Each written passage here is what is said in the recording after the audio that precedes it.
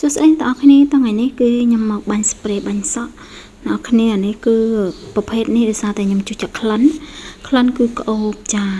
ខ្ញុំទៅសាឡនទៅពីទឹកកក់សក់ហើយបន្ទាប់ពីកក់ហើយគេលាងសក់យើងសម្អាតសក់យើងជូតសក់យើងនៅសំតិចតិចអ្នកគ្នាបន្ទាប់មកគឺគេយក spray មកបាញ់សក់ហើយខ្ញុំក៏ជួយចាក់ក្លិនអញ្ចឹងក៏សូមទិញជាងសាឡនចាមកដល់មកយកមកប្រើហើយ spray នេះគឺ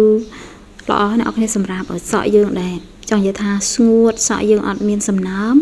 ហើយសក់យើងជំពាក់ប្របាក់សិតអញ្ចឹងបន្ទាប់ពីខ្ញុំប្រើហើយ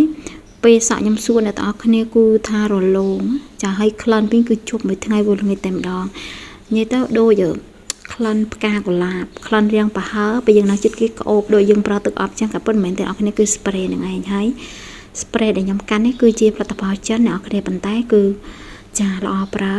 នេះបន្ទាប់ពីសក់ខ្ញុំស្ងួតហើយខ្ញុំឲ្យអ្នកទាំងអស់គ្នាមើលឃើញអត់ដូចយើងគៀបត្រង់ចឹងអាហ្នឹងគឺសក់ខ្ញុំចាខ្លីហើយខ្ញុំកាត់សក់ហើយសក់នឹងមានទម្ងន់ហើយចង់និយាយថាឡើងស្រាវចាម្ដងអ្នកគ្នានេះហើយមើលបានខ្ញុំចាញ់ក្រៅចឹងខ្ញុំអាហ្នឹងខ្ញុំជិះម៉ូតូអត់ចង់សក់ណាខ្ញុំកក់សក់ហើយខ្ញុំទម្លាក់មួយថ្ងៃវល់ល្ងាចចឹងអ្នកគ្នាឃើញអត់